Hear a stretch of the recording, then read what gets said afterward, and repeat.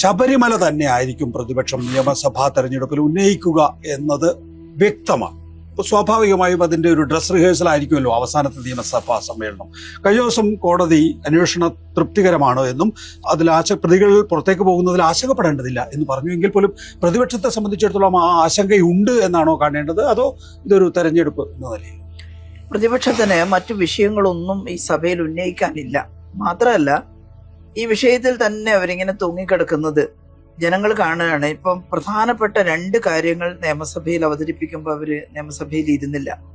ഇന്നലെ Indo US കരാറിന്റെ ഭാഗമായിട്ട് കേരളത്തിനടക്കം ഈ രാജ്യത്തിനടക്കം ഉണ്ടാകുന്ന പ്രശ്നങ്ങൾക്കെതിരെ ഒറ്റക്കെട്ടായി പ്രതികരിക്കണമെന്നാണ് നിയമസഭയിൽ ഭരണപക്ഷം ആഗ്രഹിച്ചത്.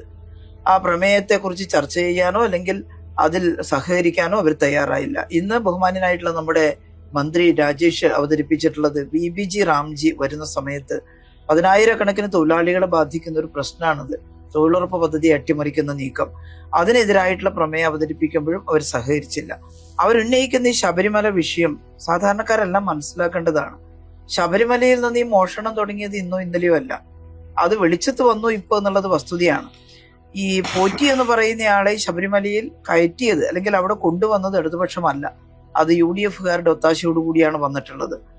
പോറ്റി മാത്രമല്ല, ഈ സ്വർണം വാങ്ങിയിട്ടുള്ള ഗോവർദ്ധൻ, ഈ 2 പേരും ഒരുമിച്ച് UDF-കാരുമായിട്ട് നല്ല ബന്ധത്തിലായിരുന്നു എന്ന് തെളിഞ്ഞിട്ടുണ്ട്.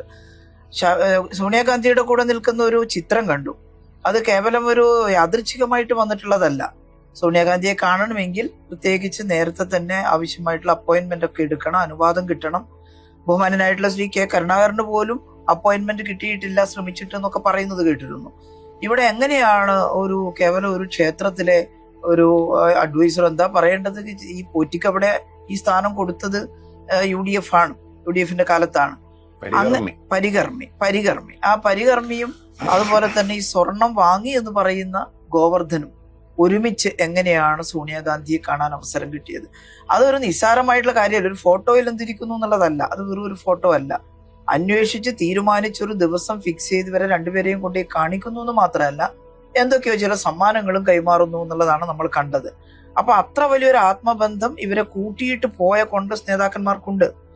ഈ ബന്ധങ്ങൾ അന്വേഷിച്ച് പോകുമ്പോൾ സ്വാഭാവികമായിട്ടും SIT-യുടെ അന്വേഷണം അങ്ങോട്ടേക്ക് നീളും എന്നുള്ളതാണ് കരുതുന്നത്. അത് ഭയന്നിട്ടാവാം മറ്റു ചില ബഹളങ്ങൾ ഉണ്ടാക്കി ശ്രദ്ധ തിരിച്ചുവിട്ട് ഇതിനെല്ലാം ഉത്തരവാദി ഇടതുപക്ഷ ഗവൺമെന്റ് ആണെന്ന് വരുത്തി തീർക്കാൻ ശ്രമിക്കുന്നത്. ഒരു കാര്യവും കൂടി പറയാം, SIT-യെ നിശ്ചയിക്കുന്നത് LDF ഗവൺമെന്റിന്റെ താല്പര്യത്തിനനുസരിച്ചല്ല, അത് ഹൈക്കോടതിയുടെ താല്പര്യത്തിനനുസരിച്ചാണ്. പക്ഷേ LDF ഗവൺമെന്റ് ആ ഹൈക്കോടതി അന്വേഷണത്തെ സ്വാഗതം ചെയ്തു. കാരണം ഞങ്ങൾക്കൊന്നും മറച്ചു വെക്കാനില്ല, ഞങ്ങൾക്ക് ഭയക്കാനുമില്ല. അതിൽ ആരൊക്കെ ഇൻവോൾവ് ആയിട്ടുണ്ടോ ആ ആളുകളൊക്കെ ശിക്ഷിക്കപ്പെടണം. കാരണം ഭക്തജനങ്ങൾ ഒരു ക്ഷേത്രത്തിൽ കൊണ്ടുവരുന്ന കാശ്, സ്വർണം, അതെല്ലാം പൊതുവായിട്ടുള്ള സ്വത്താണ്, ആ ക്ഷേത്രത്തിന്റെ സ്വത്താണ്. അത് മോഷ്ടിച്ചു കൊണ്ടുപോകാനുള്ളതല്ല. ആരെങ്കിലും മോഷ്ടിച്ചിട്ടുണ്ടെങ്കിൽ അത് കണ്ടുപിടിക്കണം, ആരാണെന്നുള്ളത് അന്വേഷിക്കണം. അതിൽ ഞങ്ങൾക്ക് തികച്ചും ആത്മാർത്ഥമായിട്ടുള്ള പ്രതികരണമാണ് ഞങ്ങൾ നടത്തിയത്. SIT അന്വേഷിക്കട്ടെ. അതിന്റെ ഉദ്യോഗസ്ഥന്മാരെ പോലും ഞങ്ങളുടെ ഇഷ്ടത്തിനനുസരിച്ച് സെലക്ട് ചെയ്യുന്നതല്ല, ഹൈക്കോടതിയുടെ നിർദ്ദേശം അനുസരിച്ചാണ് SIT-യുടെ ടീം വരുന്നത്. അപ്പൊ അവരന്വേഷിക്കുന്നു. അതിന് ബഹളം വെച്ചു. മുഖ്യമന്ത്രിയുടെ ഓഫീസ് ഇടപെട്ടിട്ടാണ് ഇവർക്ക് ജാമ്യം കിട്ടാൻ പാകത്തിന് ഇതൊക്കെ കൊടുത്തത് എന്ന്. അതിന് ഇന്ന് വളരെ വ്യക്തമായിട്ട് ഹൈക്കോടതി പറയുകയും ചെയ്തു. അന്വേഷണം നടന്നുകൊണ്ടിരിക്കുകയാണ്. ആ ഘട്ടത്തിൽ പ്രതികൾക്ക് ജാമ്യം കിട്ടുന്നു എന്നുള്ളത് നിയമപരമായിട്ടുള്ള നടപടിക്രമങ്ങളുടെ ഭാഗമാണ്. ജാമ്യം കിട്ടിയാലും ഒരു പ്രതിയും രക്ഷപ്പെടില്ല. കാരണം കേസ് അന്വേഷണവും അതിന്റെ വിചാരണയും, കേസ് അന്വേഷണമാണ് നടക്കുന്നത്. അത് ചാർജ് ഷീറ്റ് സമർപ്പിച്ചാൽ അതിന്റെ വിചാരണ കോടതിയിൽ വരും. ചാർജ് ഷീറ്റ് സമർപ്പിക്കുമ്പോൾ അതിന്റെ വ്യക്തമായിട്ടുള്ള എല്ലാ തെളിവുകളും ശേഖരിക്കുന്നതിന് വേണ്ടിയാണ് അല്പം കാലതാമസം നേരിടുന്നത് എന്നാണ് ഹൈക്കോടതിയും പറഞ്ഞത്. അപ്പൊ ആ തെളിവുകളെല്ലാം ശേഖരിച്ച് കോടതിയിലെത്തുമ്പോൾ ഇപ്പൊ ജാമ്യം കിട്ടിയെന്ന് കരുതിയിട്ട് ഒരു പ്രതി രക്ഷപ്പെടില്ല എന്നുള്ളതാണ് നിയമവൃത്തങ്ങൾ പറയുന്നത്. അതുകൊണ്ട് ഞങ്ങൾ അതിലൊന്നും ഇടപെട്ടിട്ടില്ല, ഇടപെടാൻ കഴിയില്ല. കാരണം ഹൈക്കോടതി അനുവദിക്കുമോ? മുഖ്യമന്ത്രിയുടെ ഓഫീസിന്റെ ഒരു ഇടപെടൽ അതൊരു സ്വതന്ത്ര അന്വേഷണമല്ലേ? അപ്പോ ഇല്ലാത്ത കാര്യം പച്ച നുണ പറഞ്ഞുകൊണ്ട് ഈ പ്രശ്നം തിരിച്ചുവിടാൻ ശ്രമിക്കുന്നു. കുടുങ്ങാൻ പോകുന്നത് UDF ആണ്, അവരുടെ നേതൃത്വമാണ് എന്ന് മനസ്സിലായപ്പോഴാണ് ഈ വെപ്രാളം കാണിക്കുന്നത് എന്നാണ് തോന്നുന്നത്. MP രാജേഷ്, പ്രതിപക്ഷ നേതാവ് VD സതീശൻ പക്ഷേ അദ്ദേഹം ആശങ്കാകുലനാണ്. ഈ അന്വേഷണത്തിൽ അദ്ദേഹത്തെ സംബന്ധിച്ചിടത്തോളം മുഖ്യമന്ത്രിയുടെ ഓഫീസ്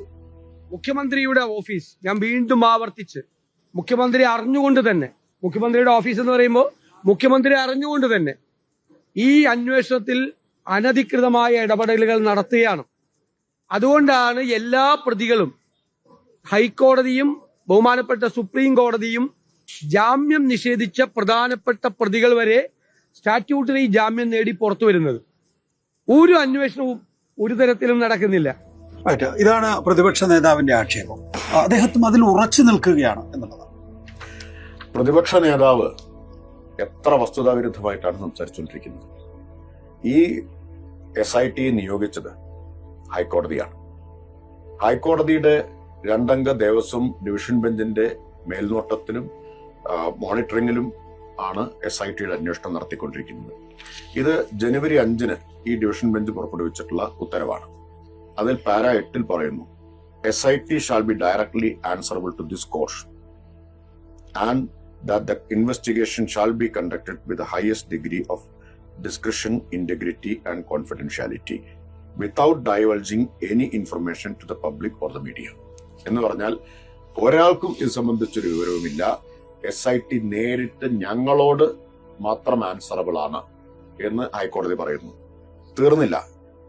SITയുടെ വിശ്വാസ്യതയെക്കുറിച്ച് ഇതേ ഉത്തരവിൽ 12ാമത്തെ പാരഗ്രാഫിൽ കോടതി പറയാണ്, It is, however, reported that the officers concerned are competent, trustworthy, and industrious, and that without strengthening the team, it may not be possible to carry out an effective and timely. പുതിയതായി add ചെയ്തിട്ടുള്ള ഉദ്യോഗസ്ഥരെ കുറിച്ച്, അതായത് ഉദ്യോഗസ്ഥ സംഘം കഴിവുള്ളവരാണ്, വിശ്വാസ്യതയുള്ളവരാണ്, മികവുള്ളവരാണ്.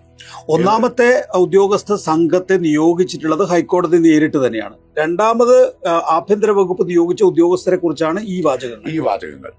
ഇത് ജനുവരി 5. ഇന്നലെ ഹൈക്കോടതിയുടെ ഒരു നിരീക്ഷണം വരികയുണ്ടായി. ആ നിരീക്ഷണത്തിൽ എന്താ കോടതി പറഞ്ഞത്?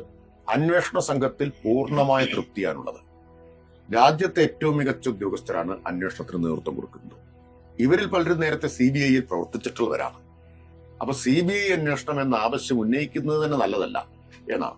എന്നിട്ട് കോടതി ചൂണ്ടിക്കാണിച്ച ഏറ്റവും പ്രധാനപ്പെട്ട കാര്യം, ഇപ്പൊ ജാമ്യം കിട്ടുന്നു എന്നുള്ളത് ഒരു പ്രശ്നമേ അല്ല. ആരാ പറയുന്നത്? ഹൈക്കോടതിയുടെ ഡിവിഷൻ ബെഞ്ചാണ് പറയുന്നത്. പ്രധാനപ്പെട്ട കാര്യം എന്താണ്? അവധാനതയോടുകൂടി അന്വേഷിച്ച് കുറ്റപത്രം തയ്യാറാക്കുക. അതിന് സമയമെടുക്കും. ഇതൊരു സാധാരണ കുത്തുകേസല്ല. അപ്പോ അതിന് സമയമെടുക്കും. ഒരു പ്രതിയും രക്ഷപ്പെടില്ല എന്ന് ഹൈക്കോടതി പറയുന്നു. പക്ഷെ കേരളത്തിന്റെ പ്രതിപക്ഷ നേതാവ് പറയുന്നു പറ്റില്ല. അപ്പൊ പ്രതിപക്ഷ നേതാവിന്റെ പ്രശ്നം എന്താ? പ്രതികൾ രക്ഷപ്പെടില്ല എന്നുള്ളതാണോ? ഇപ്പോ ജാമ്യം കിട്ടുന്നതിൽ കാര്യമാക്കേണ്ട എന്ന് ഹൈക്കോടതി പറയുന്നു. ആത്യന്തിക ലക്ഷ്യം ഇവരെ ശിക്ഷിക്കുക എന്നതാണ്. പക്ഷേ ജാമ്യം പരിഗണിക്കുന്ന ജസ്റ്റിസ് ബദറുദ്ദീന്റെ കോടതിക്ക് മറ്റൊരു അഭിപ്രായമുണ്ട്. അതിന് ഇന്നലെ വാക്കാലുള്ള നിരീക്ഷണത്തിൽ ഹൈക്കോടതി ഡിവിഷൻ ബെഞ്ച് തന്നെ പറഞ്ഞിട്ടുണ്ട്. കാരണം ഞങ്ങളാണ് എല്ലാ കാര്യങ്ങളും നോക്കുന്നത്. സീൽ വെച്ച കവറിൽ പ്രോഗ്രസ് റിപ്പോർട്ട്, അന്വേഷണത്തിന്റെ പുരോഗതി റിപ്പോർട്ട് ഞങ്ങൾക്കാണ് നൽകുന്നത്. ഞങ്ങൾക്കിതെല്ലാം ബോധ്യമുണ്ട്, ഒരു സംശയവുമില്ല. ഈ സിംഗിൾ ബെഞ്ചിന്റെ മുമ്പിൽ ജാമ്യാപേക്ഷ മാത്രമാണ് വരുന്നത്. ജാമ്യാപേക്ഷ നോക്കുന്ന സിംഗിൾ ബെഞ്ചിന് ഈ അന്വേഷണത്തെ കുറിച്ച് ഒന്നും അറിഞ്ഞുകൂടാ. പിന്നെ പ്രതിപക്ഷം അത് ആയുധമാക്കുന്നു. പ്രതിപക്ഷത്തിന് ആയുധം ഇടയ്ക്കിടയ്ക്ക് കിട്ടുന്നു എന്നതല്ലാതെ അതിന് വേറൊരു പ്രസക്തിയുമില്ല എന്ന് നമുക്ക് എല്ലാവർക്കും അറിയാമല്ലോ. കാരണം ജാമ്യാപേക്ഷ നോക്കുന്നത് കേസിന്റെ മെറിറ്റിലേക്ക് പോകുന്നില്ല. സാമാന്യ നിയമബോധമുള്ള എല്ലാവർക്കും അറിയുന്ന കാര്യം എന്താ? ജാമ്യാപേക്ഷ നോക്കുമ്പോൾ കേസിന്റെ മെറിറ്റിലേക്കേ പോവില്ല എന്നുള്ളതാണ്. അതുകൊണ്ടല്ലേ 2 ബെഞ്ചായിട്ട് ഇരിക്കുന്നത്. കേസിന്റെ മെറിറ്റ് നോക്കുന്നത് ആരാ? ഡിവിഷൻ ബെഞ്ചാണ്. അപ്പോ അവർക്ക് ബോധ്യമുണ്ട്. കഥയറിയാതെ ആട്ടം കാണുന്ന ആളുകൾ പല അഭിപ്രായങ്ങളും പറയുമല്ലോ. ടീച്ചർ, ഇതിനകത്ത് നോക്കൂ, പ്രതിപക്ഷത്തെ സംബന്ധിച്ചിടത്തോളം അവസാനത്തെ നിയമസഭാ സമ്മേളനം എപ്പോഴും അവര് നിയമസഭാ തെരഞ്ഞെടുപ്പിന്റെ പ്രചരണ വിഷയങ്ങൾ തന്നെ ഉന്നയിക്കുകയും അതിനൊരു ടേക്ക് ഓഫിനുള്ള ശ്രമം നടത്തുമെന്നുള്ളത് ഇടതുപക്ഷ ജനാധിപത്യ മുന്നണി പ്രതിപക്ഷത്തുള്ളപ്പോഴും ഐക്യജനാധിപത്യ മുന്നണി ഇപ്പോഴത്തെ പ്രതിപക്ഷവും അത് തന്നെയാണ് ചെയ്യുന്നതെന്ന് നമുക്ക് കാണാം. പക്ഷേ ഭരണപക്ഷവും അതേ തന്ത്രം സ്വീകരിക്കുന്നു. ഇപ്പോ ശൈല ടീച്ചർ കഴിഞ്ഞ ദിവസം, ഇന്ന് TP രാമകൃഷ്ണൻ പുറത്തേക്ക് വരുന്നു. പ്രതിപക്ഷം എന്താണോ ചെയ്യുന്നത് അതേ തന്ത്രം തന്നെ ആവിഷ്കരിക്കുന്നു എന്ന് പറയുമ്പോൾ അത് ശരിയാണോ? ഞങ്ങൾ അതേ തന്ത്രം ആവിഷ്കരിക്കുന്നില്ല. ഞങ്ങൾ നിയമസഭാ നടപടിക്രമങ്ങൾ പൂർത്തിയാക്കിയിട്ടാണ് അസംബ്ലിയിൽ നിന്ന് ഇറങ്ങിയത്. നടപടിക്രമങ്ങൾ പൂർത്തിയാക്കുക എന്ന് വെച്ചാൽ സമയമെടുത്ത് ചെയ്യേണ്ട ഒരു കാര്യമാണ് യഥാർത്ഥത്തിൽ. പ്രതിപക്ഷം കൂടി ഉണ്ടെങ്കിൽ അപ്പോൾ ഇന്ന് ഉപധനാവർത്തനകളുടെ കാര്യം ചർച്ച ചെയ്യേണ്ടതാണ്. ഇന്നലെ ബഡ്ജറ്റിനെ കുറിച്ച് ചർച്ച ചെയ്ത് അതിന് അന്തിമമായിട്ട് ധനമന്ത്രി മറുപടി പറയേണ്ടതാണ്. പക്ഷെ പ്രതിപക്ഷം ഇരുന്നില്ല. പ്രതിപക്ഷം ഇരിക്കാതിരിക്കുമ്പോൾ അസംബ്ലി നീട്ടിക്കൊണ്ടുപോകാൻ സ്വാഭാവികമായിട്ട് സാധിക്കില്ല. എന്നാൽ നടപടിക്രമങ്ങൾ പൂർത്തിയാക്കിയിട്ടാണ് സഭ പിരിയുന്നത്. എല്ലാ നടപടിക്രമങ്ങളും പൂർത്തിയായി.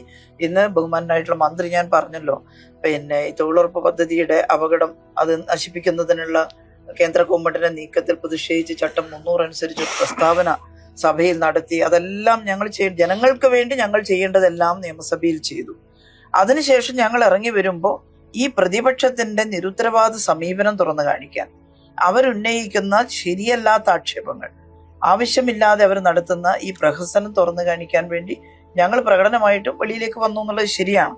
അപ്പൊ മാധ്യമങ്ങൾ അവിടെ ഉണ്ടായിരുന്നു. അല്ല, ഭരണപക്ഷത്തെ സംബന്ധിച്ചിടത്തോളം ശബരിമല തെരഞ്ഞെടുപ്പിൽ ഒരു വിഷയമാകുമോ എന്ന ആശങ്ക കാരണമായിരിക്കില്ലേ നിങ്ങളും അതേ തന്ത്രം ആവിഷ്കരിക്കുന്നത്? ഞങ്ങൾക്ക് യാതൊരു ആശങ്കയുമില്ല. എന്നാൽ ഈ മാധ്യമങ്ങൾക്ക്, എനിക്ക് തോന്നുന്നു, ഈ കേസിന്റെ വിധിയിൽ തന്നെ ഇപ്പോ നമ്മുടെ രാജേഷ് മിനിസ്റ്റർ വായിച്ചിട്ടുള്ള ഭാഗം, ആ കേസിന്റെ വിധിയുമായിട്ട് ബന്ധപ്പെട്ട ചില മാനിപ്പുലേഷൻസ് മാധ്യമങ്ങളും അതുപോലെ തന്നെ ഇതുവരെ കുബുദ്ധികളും എല്ലാം ചേർന്ന് നടത്തുന്നുണ്ട്.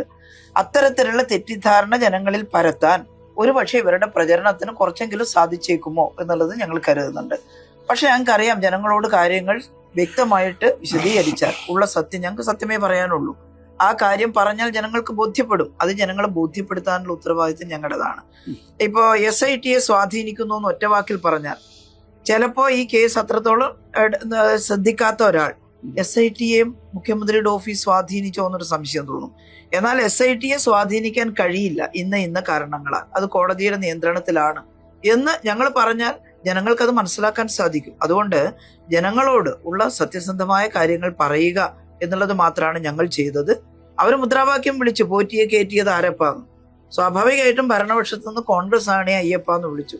ഇതാണ്. ശ്രീ MP രാജേഷ്, ഇന്നിപ്പോ നിയമസഭയില് സ്പീക്കർ AN ഷംസീർ പറഞ്ഞത് ചർച്ച ചെയ്യാൻ തയ്യാറാണ്. കോടതി പരിഗണിക്കൊണ്ടിരിക്കുന്ന ഒരു വിഷയമാണ്. സാധാരണഗതിയിൽ പാർലമെന്ററി കാര്യമന്ത്രിയാണ് എഴുന്നേറ്റ് നിന്ന് പറയുക, ബഹുമാനപ്പെട്ട പ്രതിപക്ഷ അംഗങ്ങൾ പ്ലീസ് ഒന്ന് ചെയറിൽ പോയിരിക്കണം. സുഖകരമായ നടത്തിപ്പിന് ചെയറുമായി സഹകരിക്കണം. നിങ്ങൾ ഉന്നയിക്കുന്ന വാദമുഖങ്ങൾ ചെയർ പറഞ്ഞു നമുക്ക് സഭയിൽ ചർച്ച ചെയ്യാം. ശബരിമലയിലെ സ്വർണ്ണക്കൊള്ളയാണെങ്കിൽ ചർച്ച ചെയ്യാമെന്ന് പറഞ്ഞു. ഗവൺമെന്റ് ചർച്ചയ്ക്ക് തയ്യാറുമാണ്. നിങ്ങൾ ആ ഭാഗം അംഗീകരിക്കുന്നില്ല. പിന്നെ നിങ്ങൾ ഉന്നയിക്കുന്ന ഭാഗം ചെയർ ഗവൺമെന്റുമായി ചർച്ചയ്ക്ക് തയ്യാറാണ്. ശബരിമലയിലെ സ്വർണ്ണക്കൊള്ളയാണെങ്കിൽ ചർച്ചയ്ക്ക് തയ്യാറാണെന്ന് ഗവൺമെന്റ് അറിയിച്ചിട്ടുണ്ട്. പക്ഷെ നിങ്ങൾ ചർച്ചയ്ക്ക് തയ്യാറല്ല. 18 അടിയന്തര പ്രമേയങ്ങൾ ചർച്ചയ്ക്കെടുത്ത സഭയാണിത്. അതെ, 18 അടിയന്തര പ്രമേയങ്ങൾ ചർച്ചയ്ക്കെടുത്ത സഭയാണ്. പ്രതിപക്ഷത്തിന്റെ അടിയന്തര പ്രമേയ നോട്ടീസ് വന്നിരുന്നെങ്കിൽ ചർച്ച ചെയ്യുമായിരുന്നു എന്നാണ്. സാധാരണഗതിയിൽ കോടതി പരിഗണിക്കുന്ന വിഷയങ്ങൾ ചർച്ച ചെയ്യാറില്ല എന്നുള്ള നിലപാടാണ് എടുക്കുന്നത്. ആ നിലയിൽ അവസാനത്തെ ഒരു അസോൾട്ട് ശ്രമിച്ചു, നിങ്ങൾ പരാജയം. സാധാരണ സബ്ജുഡീസ് ആയിട്ടുള്ള വിഷയങ്ങൾ നിയമസഭയിലോ പാർലമെന്റിലോ ചർച്ച ചെയ്യാറില്ല, പൊതുക്കിഴിവഴക്കാത. എന്നാൽ അത്യപൂർവ സന്ദർഭങ്ങളിൽ ചർച്ച ചെയ്തിട്ടുണ്ട്. ഇവിടെ ഞങ്ങൾ ചർച്ച ചെയ്യാന്നുള്ള നിലപാടെടുത്തുകൊണ്ടാ. ഇത് രാഷ്ട്രീയമാണ്. പ്രതിപക്ഷം രാഷ്ട്രീയമായിട്ടുള്ളൊരു ആക്രമണം നടത്തുകയാണ്, പൂർണ്ണമായും അവാസ്തവങ്ങളുടെ അടിസ്ഥാനത്തിൽ. അതുകൊണ്ട് അതിനെ തുറന്നു കാണിക്കാൻ സഭയെ ഉപയോഗപ്പെടുത്തണമെന്ന് തന്നെയാണ് ഞങ്ങൾ കണ്ടത്. സഭയെ ദുരുപയോഗിച്ച് അവർ രാഷ്ട്രീയ പ്രചരണം നടത്തുമ്പോൾ സഭയെ ഉപയോഗിച്ച് തുറന്നു കാണിക്കാം. അത്രമാത്രം ആത്മവിശ്വാസം ഗവൺമെന്റിനുള്ളത് കൊണ്ടാണ് ശരി എങ്കിൽ ചർച്ചയാവാം എന്ന് പറഞ്ഞു. ചർച്ചയാവാം എന്ന് പറഞ്ഞപ്പോൾ നമ്മൾ കാണുന്നത് ഉന്നയിച്ച പ്രതിപക്ഷം പിൻവാങ്ങുന്നതാണ്. ഇപ്പോഴല്ല കേട്ടോ, ഇത് ഉന്നയിച്ചത് മുതൽ ഒരു ചർച്ചയ്ക്ക് അവർക്ക് ധൈര്യം ഉണ്ടായിരുന്നില്ല എന്ന് ഓർക്കണം. ഉന്നയിച്ചത് മുതൽ ചർച്ചയ്ക്ക് ധൈര്യം ഉണ്ടായിരുന്നില്ല. ഇപ്പോ സഭാ നടപടികൾ തടസ്സപ്പെടുത്തുകയാണ് ചെയ്യുന്നത് എന്ന് പറഞ്ഞ ഫലത്തിൽ ചർച്ച തടസ്സപ്പെടുത്തുകയാണ് ചെയ്യുന്നത്. നോക്കൂ, ഇതിന്റെ രാഷ്ട്രീയം എന്താ? നേരത്തെ ടീച്ചർ ഇവിടെ പറഞ്ഞു, ഉന്നയിച്ചതാരാ? ഉണ്ണികൃഷ്ണൻ പോറ്റി വെളിപ്പെടുത്തുന്നു ഇത് കാണാനില്ല എന്ന്. അടുത്ത ദിവസം അത് സഭയിൽ ഉന്നയിക്കുന്നതാരാ? പ്രതിപക്ഷ നേതാവ്. ഉണ്ണികൃഷ്ണൻ പോറ്റിയുടെ വെളിപ്പെടുത്തൽ പ്രതിപക്ഷ നേതാവ് സഭയിൽ ഉന്നയിക്കുന്നു. അപ്പോ ഈ അന്തർധാര വ്യക്തമാണ്. ഉണ്ണികൃഷ്ണൻ പോറ്റിയെ ആദ്യം അവിടെ കയറ്റിയതാരാ? ഇപ്പൊ പുറത്തു വന്നല്ലോ, UDFന്റെ ഭരണസമിതിയാണ്. ഉണ്ണികൃഷ്ണൻ പോറ്റിയെ കയറ്റിയത്, ഉണ്ണികൃഷ്ണൻ പോറ്റിയുമായിട്ട് ബന്ധമുള്ളത് ഇഹലോകത്തും പരലോകത്തുമുള്ള കോൺഗ്രസ് നേതാക്കൾക്കാണ്. ഒരാൾ മരിച്ചുപോയി, അദ്ദേഹത്തിന്റെ കാലത്താണ് അവിടെ കയറുന്നത്. അപ്പൊ ഈ കോൺഗ്രസുമായിട്ടുള്ള ബന്ധം ഉണ്ണികൃഷ്ണൻ പോറ്റി പിന്നെ പരികർമ്മിയായി ശബരിമലയിലെ പരികർമ്മി മാത്രമല്ല, സോണിയാഗാന്ധിയുടെ വീട്ടിലെയും പരികർമ്മിയായോ എന്ന് സംശയിക്കുന്ന നിലയിലാണല്ലോ അദ്ദേഹം സ്വതന്ത്രമായി നിർബാധമായിട്ട് അവിടെ കയറി ചെല്ലുന്നതും കയ്യിലെന്തോ കെട്ടിക്കൊടുക്കുന്നതും ഒക്കെ. പക്ഷെ അതിനെക്കുറിച്ച് അവര് ഒരക്ഷരം മറുപടി പറയുന്നില്ല. എന്താ മറുപടി പറയാൻ ധൈര്യം ഇല്ലാത്തത്? അതുകൊണ്ടാണോ ഈ സഭയിലെ ചർച്ച അവർ ഭയപ്പെടുന്നത്? പിന്നെ ഉണ്ണികൃഷ്ണൻ പോറ്റിയുടെ പരികർമ്മിയായിട്ട് അടൂർ പ്രകാശ് മാറുന്നു. ഇതെല്ലാം നമ്മൾ കാണുകയാണ്.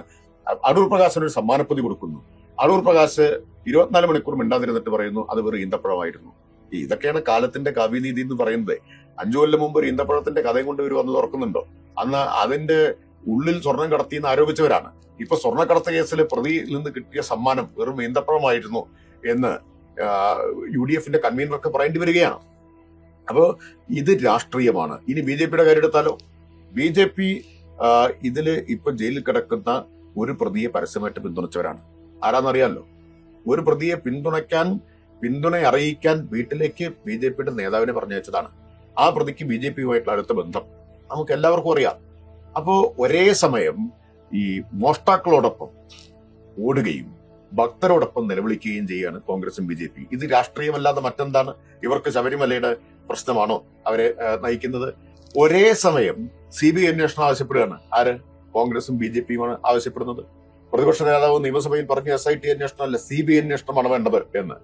CBI അന്വേഷണം പ്രതിപക്ഷ നേതാവ് ഇത് ഉന്നയിക്കുന്ന BJP-ക്ക് ഇവിടെ ആളില്ലാത്തതുകൊണ്ടാണ്. ഇവിടെ ആളില്ലാത്ത BJP ഹൈക്കോടതിയിൽ എന്താവശ്യപ്പെട്ടു പോയി? CBI അന്വേഷണം ആവശ്യപ്പെട്ടു പോയി. അതാണ് ഇന്നലെ ഹൈക്കോടതി അംഗീകരിക്കാതിരുന്നത്. പിന്നെ ആരാ പോകുന്നത്? വിശ്വ ഹിന്ദു പരിഷത്താണ്. അപ്പോ നോക്കൂ, ആരാണ് ഒരു സംഘമായിട്ട് നിൽക്കുന്നത്? VD സതീശൻ, രാജീവ് ചന്ദ്രശേഖർ, അതുപോലെ വിശ്വ ഹിന്ദു പരിഷത്ത്, ഇവരെല്ലാം ഒരുമിച്ച് നിൽക്കുകയാണ്. അപ്പോൾ ഇവരൊരുമിച്ച് നിൽക്കുന്നത് 2 ലക്ഷ്യം. 1, ഇടതുപക്ഷത്തെ രാഷ്ട്രീയമായിട്ട് ആക്രമിക്കുക. 2, നിയമസഭാ തെരഞ്ഞെടുപ്പിൽ ഒരു കോൺഗ്രസ് BJP അന്തർധാര വളർത്തിയെടുക്കുക. അതിനു വേണ്ടിയിട്ടാണ് ഇവര് ഒരുമിച്ച് നിൽക്കുന്നത്. അപ്പൊ ചെറിയ രാഷ്ട്രീയ ലക്ഷ്യമല്ല. ആ രാഷ്ട്രീയ ലക്ഷ്യത്തെ രാഷ്ട്രീയമായിട്ട് തന്നെ ഞങ്ങൾ നേരിടും. അങ്ങനെ നേരിടാനുള്ള ആത്മവിശ്വാസം ഞങ്ങൾക്കുണ്ട്. ഞങ്ങൾക്ക് ഇക്കാര്യത്തിൽ ഒന്നും ഭയക്കാനില്ലാത്തത് കൊണ്ടും ഒന്നും മറയ്ക്കാനില്ലാത്തത് കൊണ്ടുമാണ് ഒരു ചർച്ച ചെയ്യാം എന്ന് ഇത്രയും ദിവസമായിട്ട് പറഞ്ഞുകൊണ്ടിരിക്കുന്നത്. നോക്കൂ, സണ്ണി ജോസഫ് പറയുന്നത്, ശൈലജ ടീച്ചർ, ഇതിലെ CPM നേതൃത്വത്തിന്റെ വളരെ ശക്തമായിട്ടുള്ള പങ്കാളിത്തത്തോടെയാണ്. മുഖ്യമന്ത്രിയാണ് ആത്യന്തികമായിട്ട് ആഭ്യന്തര വകുപ്പിനെ, പോലീസിനെ നിയന്ത്രിക്കുന്നത്. ഒരു കാര്യം ജനങ്ങളുടെ മുൻപിൽ ഇപ്പോഴും ചോദ്യചിഹ്നമായിട്ട് നിൽക്കുന്നു. ഈ ശബരിമല കേസിൽ ജയിലിൽ കഴിയുന്ന CPM-ന്റെ നേതാക്കന്മാർ, പത്മകുമാറും വാസുവും ഉൾപ്പെടെയുള്ള നേതാക്കന്മാർ, അവർക്കെതിരെ CPM പാർട്ടി ഇത്രയേറെ പ്രതിഷേധം ജനങ്ങളിൽ നിന്ന്, പ്രതിപക്ഷത്തിൽ നിന്ന്, മാധ്യമങ്ങളിൽ നിന്നെല്ലാം ഉയർന്നിട്ടും ഇതുവരെയും അവരുടെ പേരിൽ കമാ എന്നൊരക്ഷരം മിണ്ടിയിട്ടില്ല. അവിടെയാണ് ഞങ്ങൾ പറഞ്ഞത്. അതെ, CPM തുടക്കത്തിലേ പറയുന്ന ഒരു കാര്യമുണ്ട്. മുഖ്യമന്ത്രി സ്പെസിഫിക് ആയി പറയുന്നു എന്നുള്ളത് കൂടി ഊന്നണം. കാരണം VD സതീശൻ നിയമസഭയിൽ പറഞ്ഞത് മുഖ്യമന്ത്രിയുടെ നിർദ്ദേശപ്രകാരമാണ്. ഇപ്പോ സണ്ണി ജോസഫ് പറയുന്നു. രണ്ടാമത്തെ ഘട്ടം എന്ന് പറയുന്നത് പത്മകുമാറിനെതിരെ നടപടിയെടുക്കും. അതെ, ഈ സണ്ണി ജോസഫ് എന്ന് പറയുന്നത് KPCC പ്രസിഡന്റാണ്. ഉത്തരവാദപ്പെട്ട രീതിയിലാണ് അദ്ദേഹം സംസാരിക്കേണ്ടത്. ഒരു കേസ് ഇപ്പം ശബരിമലയിലെ സ്വർണ്ണക്കൊള്ളയായിട്ട് വന്നു. അതിനെക്കുറിച്ച് ഹൈക്കോടതി അന്വേഷണം നടത്തുന്നു. ഇതിൽ മുഖ്യമന്ത്രി തടസ്സപ്പെടുത്തിയിട്ടുണ്ടോ, അല്ലെങ്കിൽ മുഖ്യമന്ത്രി ഏതെങ്കിലും ഒരു കാര്യത്തിൽ ആ കേസിൽ അന്വേഷണം നടക്കരുതെന്ന് ആഗ്രഹിച്ചിട്ടുണ്ടോ? ഈ പറഞ്ഞതുപോലെ 2 പേര്, നമ്മുടെ പത്മകുമാറും വാസുവും ആ കേസിൽ പെട്ടിട്ടുണ്ട്. പെടാൻ കാരണം എന്താ? അന്നത്തെ ദേവസ്വം ബോർഡിന്റെ ഭാഗമായിരുന്നു അവരെന്നുള്ളതാണ്. അവരുടെ പങ്ക് എന്താണ്? അത് ഈ SITയുടെ അന്വേഷണത്തിന്റെ ഭാഗമായി, അന്വേഷണ രേഖയൊന്നും നമ്മുടെ കയ്യിലില്ല, അതിന്റെ ഭാഗമായിട്ട് അവസാനം പുറത്തു വരേണ്ട കാര്യമാണ്. അതുകൊണ്ട് നമുക്കിപ്പം പറയാൻ കഴിയില്ല. സ്വർണ്ണക്കൊള്ള നടത്തിയത് പോറ്റിയും സ്വർണം വാങ്ങിയത് ഗോവർദ്ധനുമാണെന്ന് ഏകദേശം നമുക്ക് എല്ലാവർക്കും മനസ്സിലായിട്ടുള്ള കാര്യമാണ്. എന്നാൽ അതിനകത്ത് ഈ പത്മകുമാറിന്റെയും വാസുവിന്റെയും പങ്കെന്താണ്? അവര് അന്നത്തെ ദേവസ്വം ബോർഡിൽ ഉണ്ടായിരുന്നത് കൊണ്ട് അവർ ശ്രദ്ധിക്കേണ്ടതായിരുന്നില്ലേ എന്നുള്ളൊരു ചോദ്യമുണ്ട്. അതിലപ്പുറത്തേക്ക് അവർക്ക് എന്തെങ്കിലും ഉത്തരവാദിത്വം ഉണ്ടായിരുന്നു? ഇത് നമുക്കെങ്ങനെ ഇപ്പൊ പറയാൻ പറ്റുക? എന്നിട്ടും CPM എന്താ പറഞ്ഞത്? CPM-ന്റെ ആളുകളായതുകൊണ്ട് ഇവർക്കൊരു പങ്കുമില്ല എന്ന് നമ്മളിപ്പോ പറഞ്ഞിട്ടില്ല. കാരണം അന്വേഷണത്തിന്റെ ഭാഗമായി അത് തെളിയട്ടെ. CPM അതൊന്നും തടസ്സപ്പെടുത്തുന്നില്ല.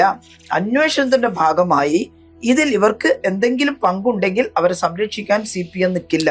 ഇതിനകത്ത് ഏറ്റവും അവസാനത്തെ കോടതി വിധിയായി വന്നിട്ടുള്ളത് ഈ വാജിവാഹനമൊക്കെ ഉൾപ്പെട്ട വിഷയമായിരുന്നല്ലോ. അതിനകത്ത് പറഞ്ഞിട്ടുണ്ട്, and revealed prima facie indicators of organised pilferage and misappropriation of sacred temple valuables allegedly facilitated with the active convenience of engagement and individuals who were entrusted with the solemn duty of safeguarding the assets and valuables of the deity എന്നാണ്. എന്നുവെച്ചാൽ നിങ്ങൾ സംരക്ഷിച്ചു നിർത്തിയിരിക്കുന്ന ആളുകൾക്ക് ഇതിനകത്ത് ഉത്തരവാദിത്തമുണ്ടെന്നല്ലേ ഈ വരിയിലൂടെ പേരുകൾ പറഞ്ഞിട്ടുള്ളത്. അതുകൊണ്ടാണ് അവർക്കൊരു പങ്കുമില്ല നമ്മളിപ്പോ പറയാത്തത്. ബട്ട് ഈ കേസിന്റെ വിചാരണ വേളയിൽ ഓരോരുത്തരുടെയും പങ്ക് എന്താണെന്ന് വ്യക്തമാക്കപ്പെടും. ആരാണ് ഇന്റൻഷനലായിട്ട് മോഷണം നടത്തിയത്, ആരാണ് ഇതിന് കൂട്ടുനിന്നത്, ഇത് വ്യക്തമാകാനിരിക്കുന്നു. ദേവസ്വം ബോർഡിന്റെ ഉത്തരവാദികളായതുകൊണ്ട് ഇവർക്ക് പങ്കില്ല എന്ന് ഞങ്ങളിപ്പോ പറയുന്നില്ല. പക്ഷെ ഇവർക്ക് എന്താണ് പങ്കെന്ന് ഈ കേസ് അന്വേഷണത്തിന്റെ ഒടുവിലാണ് മനസ്സിലാക്കാൻ സാധിക്കും. ഓരോരുത്തരും അതാണല്ലോ. ദിവ്യയുടെ കാര്യത്തിനകത്ത് അങ്ങനെ പങ്ക് പുറത്തു വരുന്ന കുറ്റപത്രം വന്നതിന് ശേഷമാണോ CPIM സംഘടനാ നടപടിയെടുത്തത്? വി കുഞ്ഞികൃഷ്ണനെ പുറത്താക്കിയത് അക്കാര്യത്തിലൊരു പൂർണ്ണ അന്വേഷണം പൂർത്തിയാക്കിയതിന് ശേഷമാണോ? ഇതിനകത്ത് ദിവ്യയുടെ കാര്യത്തിൽ ദിവ്യ ഏറ്റവും സമർത്ഥയായിട്ടുള്ള ഒരു ജില്ലാ പഞ്ചായത്ത് പ്രസിഡന്റൊക്കെ ആയിരുന്നു ഞങ്ങളുടെ കൂട്ടത്തിൽ. പക്ഷേ ക്ഷണിക്കാത്ത ഒരു ഇടത്ത് ദിവ്യ പോയി ചില വർത്തമാനങ്ങൾ പറഞ്ഞത് ഓൺലൈനായിട്ട് പ്രചരിച്ചു. ദിവ്യേന്ദ്രനാണ് അവിടെ പോയതെന്ന് അറിയില്ല. അപ്പൊ അതും ഇതും കൂടി ഒരുമിച്ച് ചേർത്തിട്ടാണ് പ്രചരണങ്ങൾ വന്നത്. അത്തരം ഒരു സാഹചര്യത്തിൽ എന്താണ് ഒരു നടപടി സ്വീകരിക്കുക CPM പോലുള്ള ഒരു പാർട്ടി? ഇവിടെ ഈ സ്വർണ്ണക്കൊള്ള കേസിൽ അങ്ങനെ പ്രകടമായിട്ട് എന്തെങ്കിലും ഒരു കാര്യം പുറത്തു വന്നിട്ടുണ്ടോ? ഇവര് ദേവസ്വം ബോർഡിന്റെ ഭാഗമായിട്ട് അവിടെ ഉള്ളത് കൊണ്ട് ഇവർ ശ്രദ്ധിക്കേണ്ടതായിരുന്നു, അല്ലെങ്കിൽ ഇവർക്കതിൽ പങ്കുണ്ട് എന്ന് നമ്മളിപ്പോ പറയുന്നുണ്ട്. CPM പറഞ്ഞിട്ടില്ല പങ്കില്ല എന്ന്. പക്ഷെ ഈ രണ്ട് കേസും താരതമ്യം ചെയ്യാമോ? ഇതനിയിപ്പം ഇവരുടെ വാദം എന്താണെന്ന് ആര് കേട്ടു? ഇതെല്ലാം കഴിഞ്ഞ് പുറത്തു വരുമ്പോ എന്താണ് ഉണ്ടാവുക എന്ന് ഇപ്പൊ പ്രവചിക്കാൻ സാധിക്കില്ല. അതുകൊണ്ടാണ് പറഞ്ഞത്, അവർക്ക് എന്തെങ്കിലും ഈ മോഷണത്തിൽ പങ്കുണ്ടായിരുന്നെങ്കിൽ ഒരു കാരണവശാലും CPM അതിനെ ന്യായീകരിക്കില്ല എന്നുള്ളത്.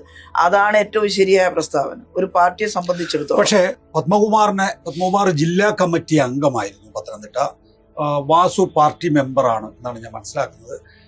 അങ്ങനെ 2 പേര് അയ്യപ്പന്റെ സ്വത്ത് കളവ് ചെയ്ത കേസിൽ ജയിലിൽ പോയതിനു ശേഷം, എന്ന് വെച്ചാൽ അതിനകത്ത് ചില നിയമപ്രക്രിയകളില്ലേ ടീച്ചറെ, അതായത് അവരുടെ ജാമ്യാപേക്ഷ അടക്കമുള്ള നിയമപ്രക്രിയ അവിടെ കോടതി കൂടി ബോധ്യപ്പെടുന്നു അവരുടെ ജയിൽവാസം എന്നല്ലേ നമ്മൾ അതിൽ മനസ്സിലാക്കുന്നത്.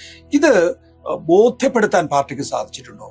സാധിച്ചിട്ടില്ല എന്നതിന്റെ കൃത്യമായ ഉദാഹരണം തന്നെയല്ലേ തദ്ദേശ ഭരണ തെരഞ്ഞെടുപ്പ് ഫലം. തദ്ദേശ സ്വയംഭരണ തെരഞ്ഞെടുപ്പ് ഫലം അതല്ല.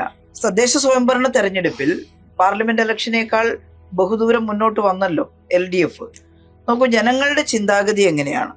പാർലമെന്റ് ഇലക്ഷനിൽ വേറൊരു രാഷ്ട്രീയമാണ് വന്നത്. രാഷ്ട്രീയം മാത്രമല്ല, വലിയ തോതിലുള്ള നുണപ്രചരണം, കോൺഗ്രസും ലീഗും BJPയും തമ്മിലുള്ള കൂട്ടുകെട്ട്, വർഗീയ ശക്തികളുമായി കൂട്ടുകൂടി. നേരത്തെ ലീഗിന്റെ അണികളൊന്നും ഈ വർഗീയ ശക്തികളുമായിട്ട് കൂട്ടുകൂടുന്നതിന് ഇഷ്ടപ്പെടാത്ത കുറെ ആളുകൾ ഉണ്ടായിരുന്നു. ഇത്തവണ നമ്മൾ കണ്ടത് അവരെ ആകെ സ്വാധീനിക്കാൻ കഴിയും വിധം ഈ വർഗീയ ശക്തികളുമായിട്ട് കൂട്ടിയേർന്നു എന്നുള്ളതാണ്.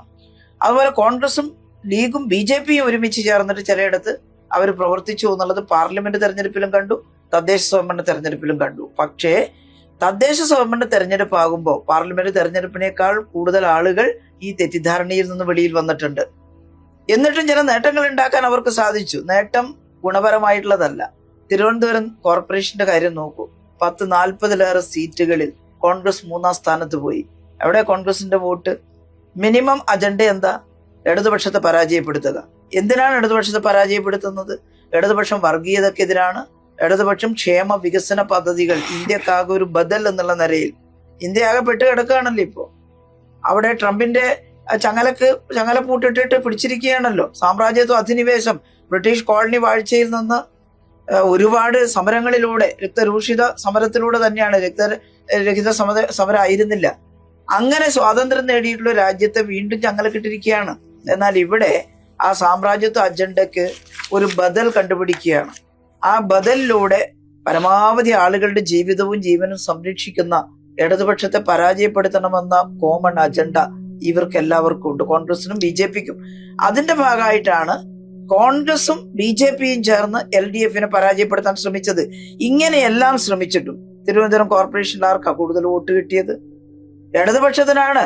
1,67,000 കൂടുതൽ വോട്ട് നേടിക്കൊണ്ട് ഇടതുപക്ഷം മുന്നിൽ നിൽക്കുകയാണ്. പക്ഷെ സീറ്റിന്റെ കാര്യത്തിൽ ഈ കുറവുണ്ടായത് എങ്ങനെയാ? ഈ അഡ്ജസ്റ്റ്മെന്റിന്റെ ഭാഗമായിട്ടാ. അപ്പൊ ജനങ്ങൾ അടുത്ത അസംബ്ലി തെരഞ്ഞെടുപ്പാകുമ്പോൾ ഇതും കൂടി മനസ്സിലാക്കണം.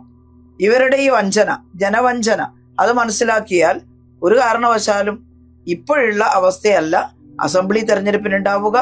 ബഹുഭൂരിപക്ഷ ആളുകളും ഇവരുടെ ഈ ശരിയല്ലാത്ത ജനവിരുദ്ധമായിട്ടുള്ള ഈ സ്വഭാവം മനസ്സിലാക്കിക്കൊണ്ട് ഇവിടെ ഇടതുപക്ഷം വേണമെന്ന് ആഗ്രഹിച്ചു. എം പി രാജേഷ്, അതേ കോടതി വിധിയിൽ തന്നെ ഈ വാജിവാഹനത്തെ കുറിച്ച് പറയുന്നുണ്ട്. Subsequent to the replacement the വാജിവാഹനം അഫിക്സസ് ടു ദ ഓൾഡ് കൊടിമരം was handed over to Mr. Kandaru Rajivaru, the main Tantri, by the president and member of the Travancore Devasam Board. The Vajivahanam was covered and seized under a duly prepared search list with the assistance of a deity goldsmith. എന്ന് പറഞ്ഞുകൊണ്ട് അതെക്കുറിച്ച് അന്വേഷണം നടത്തുന്നതിന് അംഗീകാരം നൽകുകയും ചെയ്തിട്ടുണ്ട് എന്നുള്ളതാണ്.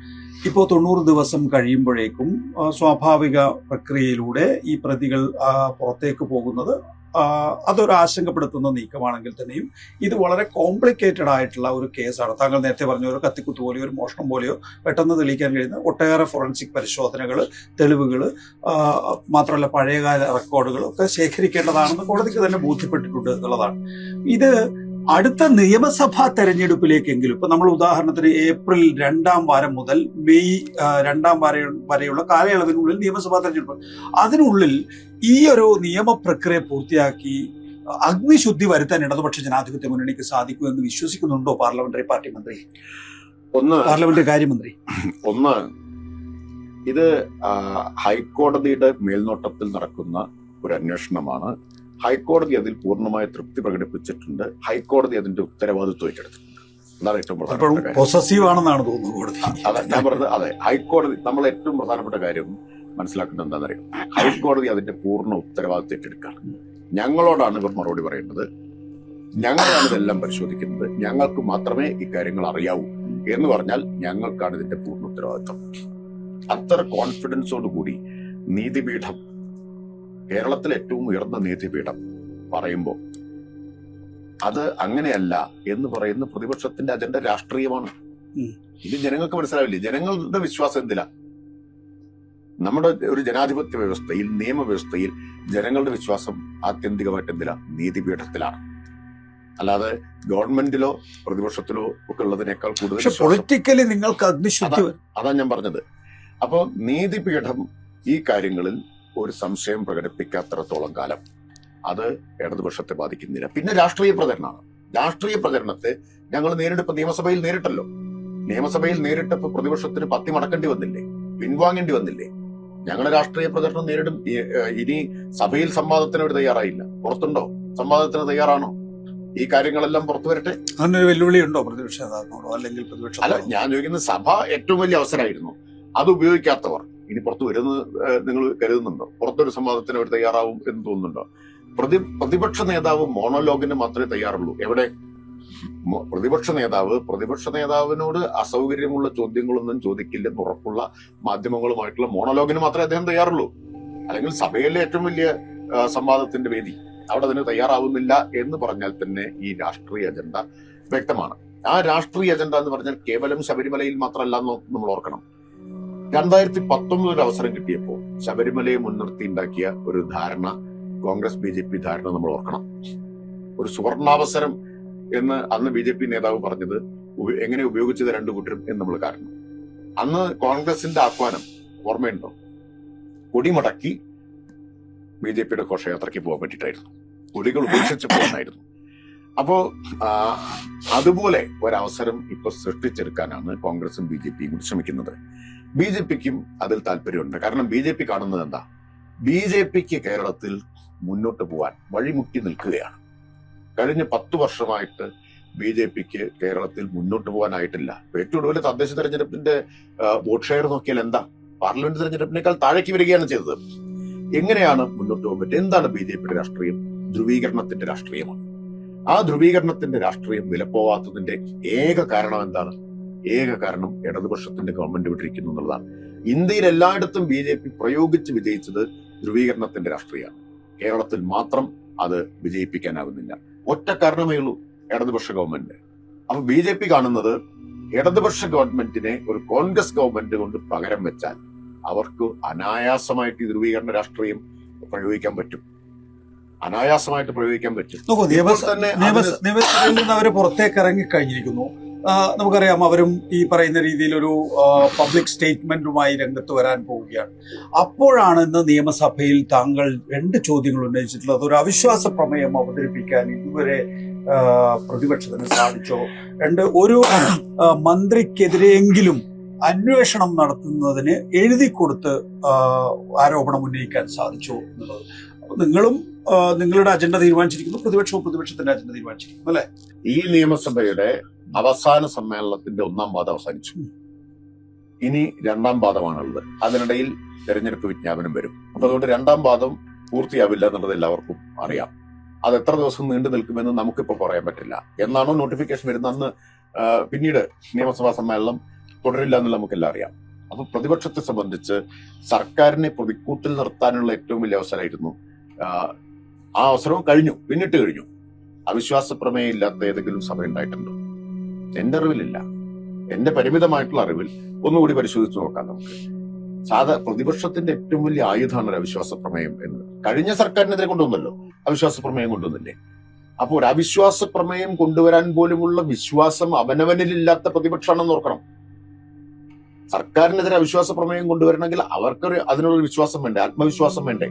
അതില്ലാത്ത ഒരു പ്രതിപക്ഷമാണ്. അതാണ് പ്രതിപക്ഷത്തിന്റെ സ്ഥിതി. അപ്പൊ ഒരു കച്ചിത്തുരുമ്പായിട്ടാണ് അവസാനം ഈ ശബരിമല ഉപയോഗിക്കുന്നത്. നോക്കൂ, ഈ 5 കൊല്ലത്തിനിടയിൽ ഒരു മന്ത്രിക്കെതിരെ ഒരു ആരോപണം നിയമസഭയിൽ എഴുതി കൊടുത്തുന്നയിക്കാൻ കഴിഞ്ഞില്ല. അപ്പൊ പ്രതിപക്ഷം എത്ര പ്രതിരോധത്തിലാണ്, എത്ര നിരായുധരാണ് എന്നാണ് ഈ കാണിക്കുന്നത്. ആ രാഷ്ട്രീയമായി നിരായുധീകരിക്കപ്പെട്ട പ്രതിപക്ഷം, ഹതാശരായ പ്രതിപക്ഷം, ആ പ്രതിപക്ഷത്തിന്റെ കച്ചിത്തുരുമ്പായിരുന്നു ഈ ശബരിമല എന്നത്. അതുകൊണ്ടാണ് പ്രതിപക്ഷം ഇന്നലെ കഴിഞ്ഞ ദിവസങ്ങളിലൊക്കെ എത്തി പരാക്രമമൊക്കെ നിയമസഭയിൽ കാണിച്ചത്. അവര് തന്നെ പാർലമെന്ററി മര്യാദകളെ കുറിച്ച് പറഞ്ഞുകൊണ്ടിരുന്നതെല്ലാം സ്വയം ലംഘിച്ച് ഈ പരാക്രമം കാണിച്ചുകൊണ്ടിരിക്കുന്നത് നിരാശയുടെ അങ്ങേ അറ്റത്താണ്. അവർ നിരാശയുടെ തമോഗർത്തത്തിലാണ് പ്രതിപക്ഷം ഉള്ളത്. പിന്നെ പ്രതിപക്ഷത്തിന്റെ തന്നെ ആഭ്യന്തര സംഘർഷങ്ങൾ ഉണ്ട് കേട്ടോ. ഇപ്പോ പ്രതിപക്ഷ നേതാവ് ഭയങ്കര അരക്ഷിതനുമാണ്. പ്രതിപക്ഷ നേതാവ് ഒരു അരക്ഷിതാവസ്ഥയെ നേരിട്ടുകൊണ്ടിരിക്കുകയാണ്. കാരണം മുഖ്യമന്ത്രി സ്ഥാനത്തേക്ക് അനേകം പേരുകളാണ് വരുന്നത്. പ്രതിപക്ഷത്തിന്റെ ലീഡർഷിപ്പ് ക്രൈസിസ് നിൽക്കുന്നു.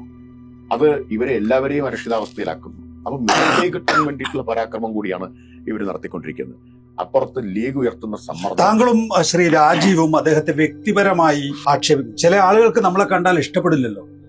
ആ നിലയിലാണ് രാജീവൊക്കെ പ്രത്യേകിച്ച് ഇന്നലെ സഭയിൽ പെരുമാറിയത്. അദ്ദേഹത്തിന്റെ മനസ്സിൽ എന്നെ കുറിച്ചുണ്ടായിരുന്ന മുഴുവൻ ചിന്തയും സഭയിൽ അവതരിപ്പിക്കപ്പെട്ടു. നോക്കൂ, ഞങ്ങൾ ആരെങ്കിലും പ്രതിപക്ഷ നേതാവിനെ കുറിച്ച് അനുചിതമായ അല്ലെങ്കിൽ അതിര് കടന്ന എന്തെങ്കിലും ഒരു വാക്ക് നടത്തിയിട്ടുണ്ടോ, ഒരു വാക്ക് പ്രയോഗിച്ചിട്ടുണ്ടോ?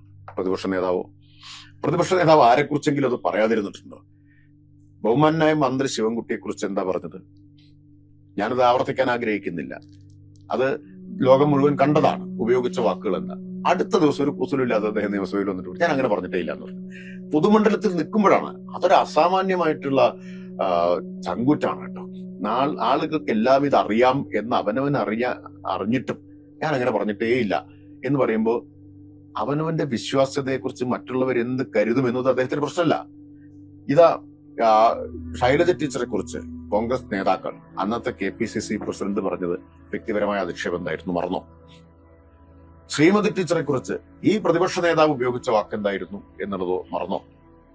AK സെന്ററിന് നേരെ ബോംബെറിഞ്ഞ സമയത്ത് ശ്രീമതി ടീച്ചർ അതിനുള്ളിലുണ്ടായിരുന്നു എന്ന് പറഞ്ഞതിനെ എത്ര അധിക്ഷേപകരമായിട്ടാണ് ഈ പ്രതിപക്ഷ നേതാവ് സ്ത്രീയെന്നോ പുരുഷനെന്നോ വ്യത്യാസമില്ലാതെ ഇടതുപക്ഷ നേതാക്കന്മാരെ ഇത്രമാത്രം വ്യക്തിപരമായിട്ട് ആക്ഷേപിച്ചിട്ടുള്ള മറ്റാരെങ്കിലും ഉണ്ടോ? പ്രതിപക്ഷ നേതാവിന്റെയും കോൺഗ്രസ് നേതാക്കളുടെയും രീതിയാണ് വ്യക്തിപരമായ അധിക്ഷേപം എന്നുള്ളത്. ഞങ്ങൾ രാഷ്ട്രീയമായിട്ട് മാത്രമേ കാണാറുള്ളൂ. ഞാൻ ഇന്നലെ നിയമസഭയിൽ അദ്ദേഹത്തിന്റെ മുഖത്ത് നോക്കി ചോദിച്ചല്ലോ, ഏതാണ് ഞങ്ങൾ ആർക്കെങ്കിലും എതിരെ ഉന്നയിച്ച അധിക്ഷേപകരമായ വാക്ക്? ഇവിടെ അങ്ങ് പറയൂ, ഇപ്പൊ പറയൂ, സ്പീക്കറോട് പറഞ്ഞു അങ്ങ് പരിശോധിക്കൂ, ശാസിക്കൂ അങ്ങ് ഞങ്ങളെ. പ്രതിപക്ഷ നേതാവ് ഒരക്ഷരം മിണ്ടാതെ ഞങ്ങൾ ഈ പറയുന്നതിന് മറുപടി ഇല്ലാതിരിക്കുന്നത് നമ്മളെല്ലാം കണ്ടതാണല്ലോ. അപ്പൊ ഇതാണ് പ്രതിപക്ഷ നേതാവിന്റെ പ്രത്യേകത എന്ന് വെച്ചാൽ അദ്ദേഹം ആർക്കെതിരെയും ആരോപണം ഉന്നയിക്കും, കാടടച്ച് ആരോപണം ഉന്നയിക്കും. അദ്ദേഹം പറഞ്ഞതിന് നേർ വിപരീതമായിട്ട് ഞാൻ അങ്ങനെ പറഞ്ഞിട്ടേ ഇല്ല എന്ന് പറയും. ഇതിനൊക്കെ അദ്ദേഹത്തിന് പ്രത്യേകമായിട്ടുള്ള പ്രിവിലേജ് ആണുള്ളത്. എന്നിട്ടോ ഒരു അല്പം നിശ്ചിതമായ വിമർശനം നേരിടേണ്ടി വന്നാൽ അയ്യോ ഇവരെല്ലാരും കൂടി എന്നെ ആക്ഷേപിക്കുന്നേ എന്ന് പറയുകയും ചെയ്യും. ചില ടീച്ചർ, അവസാനമായിട്ട് നോക്കൂ, വൈകാരികമായ വിഷയവുമായി തന്നെയാണ് പ്രതിപക്ഷം മുന്നോട്ട് പോകുന്നത് എന്ന് വ്യക്തം. കഴിഞ്ഞ ലോക്സഭാ തെരഞ്ഞെടുപ്പിൽ 2019 ലോക്സഭാ തെരഞ്ഞെടുപ്പിൽ ശബരിമല വിജയിച്ചു. 2024 ലോക്സഭാ തെരഞ്ഞെടുപ്പിൽ ശബരിമല ഇല്ലാതെയും വിജയിക്കാൻ കഴിഞ്ഞു. തദ്ദേശ തെരഞ്ഞെടുപ്പിൽ മുൻപെങ്ങുമില്ലാത്ത വിജയം നേടാൻ UDF സാധിച്ചു എന്ന് പറയുമ്പോൾ അതേ വിഷയം തന്നെ ഇപ്പോൾ പ്രതിപക്ഷം ഉയർത്തുകയും ചെയ്യുമ്പോൾ എത്ര കണ്ട ആത്മവിശ്വാസത്തിലാണ് ഇടതുപക്ഷ ജനാധിപത്യം? ഞങ്ങൾക്ക് ആത്മവിശ്വാസത്തിന് ഒരു കുറവുമില്ല. ഈ പറയുന്ന 2019 തെരഞ്ഞെടുപ്പിൽ ശബരിമലയെല്ലാം പറഞ്ഞ് തെറ്റിദ്ധരിപ്പിച്ചിട്ടുണ്ടാകാം കുറെ ആളുകളെ. പക്ഷെ അത് കഴിഞ്ഞിട്ട് 2021 തെരഞ്ഞെടുപ്പിൽ ഇതുവരെ ഇല്ലാത്ത ഭൂരിപക്ഷത്തിന് ഇടതുപക്ഷം ജയിച്ചു വന്നല്ലോ. അങ്ങനെ വരാൻ എന്താ കാരണം? ആ 5 വർഷക്കാലം ഇടതുപക്ഷ ജനാധിപത്യ മുന്നണി കൊണ്ടുവന്നിട്ടുള്ള, ജനങ്ങൾക്ക് വേണ്ടി കൊണ്ടുവന്നിട്ടുള്ള പദ്ധതികൾ, 4 മിഷനുകൾ പ്രത്യേകിച്ച്, ആ 4 മിഷനുകളിലൂടെയും കേരളം ആർജിച്ചിട്ടുള്ള നേട്ടം എത്രയാണ്? അതിനുശേഷമുള്ള 5 വർഷം ആ മിഷനുകളെല്ലാം പൂർത്തിയാക്കാൻ ശ്രമിക്കുന്നു. പുതിയ കുറെ കാര്യങ്ങളും പ്രഖ്യാപിച്ചിരിക്കുന്നു. നിങ്ങൾ നോക്കൂ, ഇപ്പൊ ഏറ്റവും അവസാനം ഞങ്ങൾ എടുത്തിട്ടുള്ളത് വിജ്ഞാന കേരളം പദ്ധതി ഉണ്ടല്ലോ. എന്താ അത്? മുഖ്യമന്ത്രി പറഞ്ഞു കേരളത്തിലെ ജനങ്ങൾ എല്ലാവരും അവരുടെ ജീവിത രീതിയൊക്കെ മെച്ചപ്പെട്ടിരിക്കുന്നു, അവർക്ക് വസ്ത്രം ധരിക്കാനുണ്ട്, ഭക്ഷണം കഴിക്കാനുണ്ട്, പാർപ്പിടമുണ്ട്, ഇതൊക്കെ ഉണ്ടാക്കാൻ കഴിഞ്ഞു. പക്ഷെ നമ്മുടെ പ്രശ്നം എന്താ? വളർന്നു വരുന്ന തലമുറയിലെ ചെറുപ്പക്കാർക്ക് തൊഴിലവസരം കണ്ടെത്തണം, സുസ്ഥിരമായൊരു തൊഴിൽ. സസ്റ്റൈനബിൾ ഡെവലപ്മെന്റിനെ കുറിച്ചാണല്ലോ നമ്മൾ പറയുന്നത്. അപ്പോൾ ജീവിതം സസ്റ്റൈനബിൾ ആവണമല്ലോ. അതിനെന്താ മാർഗം? സെൻട്രൽ ഗവൺമെന്റിനെ ആശ്രയിക്കാൻ കഴിയുന്നില്ല. അത് മുഴുവൻ സാമ്രാജ്യത്വത്തിന് അടിപെട്ട് കിടക്കുക, ഒളിഞ്ഞു കിടക്കുകയാണ് ഈ രാജ്യം. നമ്മളെ സഹായിക്കാൻ അവർ തയ്യാറാവുന്നുമില്ല. അപ്പൊ പിന്നെ ഒരു സംസ്ഥാനം എന്നുള്ള നിലയിൽ അതിനകത്ത് നമുക്ക് എന്തൊക്കെ ചെയ്യാൻ പറ്റും? അതുകൊണ്ടാണ് ഇപ്പൊ പുതിയ തൊഴിൽ സംരംഭങ്ങൾ കണ്ടെത്താൻ, ഇൻവെസ്റ്റ്മെന്റ് വർദ്ധിപ്പിക്കാൻ വ്യവസായ വകുപ്പ് മന്ത്രിയും തദ്ദേശ സ്വയംഭരണ വകുപ്പ് മന്ത്രിയും എല്ലാം ചേർന്ന് ഇപ്പൊ നാട്ടിൽ നടത്തുന്ന ഒരു വലിയ പ്രവർത്തനമുണ്ട്. അതിലൂടെ ചെറുപ്പക്കാരെ റിക്രൂട്ട് ചെയ്ത് അവരുടെ സ്കിൽ ഡെവലപ്മെന്റ് നടത്തി അവർക്ക് ഉചിതമായ ഉന്നത വിദ്യാഭ്യാസ മേഖലയിൽ കോഴ്സുകൾ ആരംഭിച്ച് അതിലെല്ലാം വിന്യസിച്ച് പരമാവധി ഇൻവെസ്റ്റ്മെന്റ് കേരളത്തിലേക്ക് കൊണ്ടുവരാനും നമ്മൾ ശ്രമിക്കുന്നു. അപ്പൊ ഏറ്റവും കൂടുതൽ ഇൻവെസ്റ്റ്മെന്റ് ഉണ്ടായിട്ടുള്ള വർഷമായി 5 വർഷം കടന്നുപോയത്. നമ്മൾ എല്ലാ മേഖലയിലും കേരളത്തിൽ ഇത്രയും വലിയ ഇൻവെസ്റ്റ്മെന്റ് വ്യവസായികളിൽ നിന്ന് കേരളത്തിനുണ്ടായ വർഷം ഉണ്ടായിട്ടില്ല, ഭരണം ഉണ്ടായിട്ടില്ല എന്ന് പറയാം. ഇപ്പൊ അടുത്ത നാളുകളിൽ ഗ്ലോബൽ ഗോൾഡ് സിറ്റി എന്ന് പറഞ്ഞിട്ട് പിന്നെ ഒരു കമ്പനി കിൻഫ്ര പാർക്കിൽ സ്ഥലം ചോദിച്ച് അവിടെ ഇൻവെസ്റ്റ് ചെയ്യാൻ തയ്യാറായി വന്നിരിക്കുന്നു. മുഖ്യമന്ത്രിയും ബഹുമാന്യനായിട്ടുള്ള മുഖ്യമന്ത്രിയും അതുപോലെ തന്നെ ഇതിന്റെ വ്യവസായ വകുപ്പ് മന്ത്രിയും എല്ലാം ചേർന്ന് 3 ലക്ഷം കോടിയുടെ നിക്ഷേപം, 10 ലക്ഷം പേർക്ക് പ്രത്യക്ഷത്തിൽ തന്നെ തൊഴിൽ ലഭ്യമാക്കാൻ കഴിയുന്ന വൻകിട നിക്ഷേപം. ഇതൊന്നും ഒരു തമാശയല്ലല്ലോ. ഇതെല്ലാം കൊണ്ടുവരുമ്പോൾ യുവാക്കൾ ഇങ്ങോട്ട് ആകർഷിക്കപ്പെടുന്നുണ്ട്. സത്യം പറഞ്ഞാൽ നിങ്ങളെല്ലാം പരിശോധിച്ചാൽ ഇപ്പോൾ റിവേഴ്സ് മൈഗ്രേഷൻ നടക്കുന്നുണ്ട്. നേരത്തെ ഇവിടെ നിന്ന് ജീവൻ രക്ഷപ്പെടുത്താൻ വേണ്ടി പുറത്തേക്ക് താല്പര്യത്തോടെ പോയ യുവാക്കൾ ഇവിടെ വന്ന് സംരംഭങ്ങൾ ആരംഭിച്ച് ജീവിതം ചിട്ടപ്പെടുത്താൻ വേണ്ടി തിരിച്ചു വന്നുകൊണ്ടിരിക്കുക. വമ്പിച്ച തോതിലായിട്ടില്ല, അതാവും എന്ന് ഞങ്ങൾക്ക് ആത്മവിശ്വാസമുണ്ട്.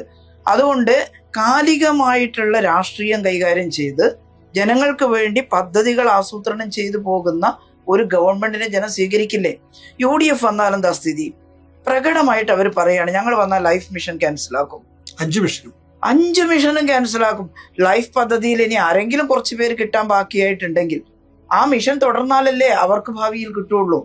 അപ്പൊ ജനങ്ങൾ മനസ്സിലായി. ഇവരുടെ വിചാരം എന്താണെന്നറിയോ? ലൈഫിൽ വീട് കിട്ടാത്തവരെല്ലാം പിണങ്ങിയിരിക്കുകയാണെന്നാ. പക്ഷെ അവർക്ക് നന്നായിട്ടറിയാം. മിക്കവാറും ആളുകൾക്ക് കൊടുത്തു, എന്നാലും ഒരു പദ്ധതി നടപ്പിലാക്കുമ്പോൾ അർഹതയുള്ള കുറച്ച് പേര് ഒഴിവായി പോയിട്ടുണ്ടാവുമല്ലോ. ആ ഒഴിവായവർക്ക് കൂടി കിട്ടണമെങ്കിൽ ഈ ലൈഫ് പദ്ധതി നിലനിൽക്കണ്ടേ? ആർദ്രം മിഷൻ കേരളത്തെ ഇപ്പം പ്രതിപക്ഷ നേതാവിന്റെ ജാഥയുടെ മുദ്രാവാക്യം കോൺഗ്രസിന്റെ യുഗത്തിലേക്ക് നയിക്കാൻ. ഏത് യുഗത്തിലേക്ക്? 2016 മുമ്പുള്ള കേരളം എന്തായിരുന്നു ആരോഗ്യ മേഖലയിൽ? ആശുപത്രികളെല്ലാം എത്ര അഭിശപ്തമായ രീതിയിലായിരുന്നു. ഞാൻ മന്ത്രിയായ ഉടനെ തിരുവനന്തപുരം ജനറൽ ഹോസ്പിറ്റൽ സന്ദർശിച്ചിട്ട് ഉണ്ടാക്കിയ ഒരു ബഹളം ആരോ എടുത്തത് യൂട്യൂബിലിട്ടിരുന്നു. ഇപ്പോഴും ഞാനിങ്ങനെ അത് കാണുമ്പോൾ എനിക്കൊരു അത്ര വൃത്തികെട്ട രീതിയിൽ, പരിതാപകരമായ രീതിയിൽ കേരളത്തിലെ ഗവൺമെന്റ് ഹോസ്പിറ്റലുകളിൽ എത്തിച്ചിട്ടാണ് അവർ ആ ഭരണം അവസാനിപ്പിച്ചത്. ആർദ്ര മിഷനിലൂടെ ഈ കഴിഞ്ഞ 10 വർഷം എന്തൊരു നേട്ടാണ്. ഗവൺമെന്റ് ഹോസ്പിറ്റലിൽ ലിവർ ട്രാൻസ്പ്ലാന്റ് നടക്കുന്നു, വെറുതെ ഉണ്ടായതാ. ഹൃദയമാറ്റ ശസ്ത്രക്രിയ ജനറൽ ഹോസ്പിറ്റലിൽ നടത്തുന്നു. എല്ലാ ജില്ലാ ഹോസ്പിറ്റലിലും കാത്ത് ലാബ് കൊടുത്തിരിക്കുന്നു. കാർഡിയോളജി, നെഫ്രോളജി, ന്യൂറോളജിയും 3 സൂപ്പർ സ്പെഷ്യാലിറ്റി ജില്ലയിലേക്ക് വ്യാപിച്ചിരിക്കുന്നു. 315 108 ആംബുലൻസുകൾ കേരളത്തിൽ റോന്തു കിട്ടുക എല്ലാ ദിവസവും. ആരാ വിന്യസിച്ചത്? UDF ആണോ? ഞങ്ങളല്ലേ? ട്രോമ കെയറിന്റെ ഭാഗമായിട്ട് ഞാനിങ്ങനെ പറയുന്നത് വിദ്യാഭ്യാസ മേഖലയിൽ പാവപ്പെട്ടവരുടെ കുഞ്ഞുങ്ങൾ പഠിക്കുന്ന സ്കൂളുകൾ ബഹുമാനായിട്ടുള്ള മന്ത്രി ശിവൻകുട്ടി പറഞ്ഞു, പാഠപുസ്തകം കിട്ടാത്ത ഒരു വർഷം ഉണ്ടായിട്ടുണ്ടായിരുന്നു. നേരത്തെ എനിക്ക് നല്ല ഓർമ്മയുണ്ട്, ഞാനൊരു ടീച്ചറാണ്. പുസ്തകം കിട്ടാണ്ട് എവിടെയെങ്കിലും ഇതുപോലെ ഒരു പുസ്തകം കിട്ടിയാൽ അതിന്റെ പേജുകൾ പറിച്ച് അതിന്റെ ഫോട്ടോസ്റ്റാറ്റ് എടുത്തിട്ട് കൊണ്ടുവന്നിട്ട് കുട്ടികൾ പഠിച്ചത് UDF കാലത്താണ്, ഇടതുപക്ഷ മുന്നണിയുടെ കാലത്തല്ല. എത്ര ഭംഗിയായി വിദ്യാഭ്യാസ മേഖലയെ കഴിഞ്ഞ ദിവസം ഞാൻ ഈ പുനർജനി എന്താണ് ഒരു ഏഷ്യാനെറ്റ് നടത്തുന്ന ഒരു പരിപാടിയുണ്ട്. ഒരു പെൺകുട്ടി നമ്മുടെ ശിവൻകുട്ടി മിനിസ്റ്ററെ കുറിച്ച് ചോദിച്ചു പോകുമ്പം കുട്ടികളെല്ലാം സംതൃപ്തരായിട്ട് പറയുന്നു, ഞങ്ങൾക്ക് സ്കൂളിൽ നല്ല അന്തരീക്ഷമാണ്, പശ്ചാത്തല സൗകര്യം മെച്ചപ്പെട്ടിട്ടുണ്ട്, എല്ലാം ഞങ്ങൾക്ക് ലഭ്യമാകുന്നുണ്ട്, പാഠപുസ്തകം കിട്ടുന്നുണ്ട്, ഞങ്ങൾ സംതൃപ്തരാണെന്ന് പറയുന്നു. അപ്പൊ ഇതാണ് ജനങ്ങൾ മനസ്സിലാക്കേണ്ടത്. ഉണ്ടായിട്ടുള്ള മാറ്റം ചെറുതല്ല. അതുകൊണ്ട് ഞങ്ങളുടെ ആത്മവിശ്വാസത്തിന് ഒട്ടും കുറവില്ല. കാരണം ഞങ്ങൾക്ക് അമിതമായ ഉത്കണ്ഠയില്ല. ഞങ്ങൾക്കിതെല്ലാം തുടരണമെങ്കിൽ, ഇനിയും കൂടുതൽ ആനുകൂല്യങ്ങൾ ജനങ്ങൾക്ക് പ്രതീക്ഷിക്കണമെങ്കിൽ, ഒരു മതവർഗീയ ലഹളകളില്ലാത്ത സമാധാനപൂർണമായൊരു സമൂഹമായി കേരളത്തെ നിലനിർത്തണമെങ്കിൽ ഇടതുപക്ഷം ഉണ്ടാകണം. ഇടതുപക്ഷ ജനാധിപത്യ മുന്നണി ശക്തമാകണം.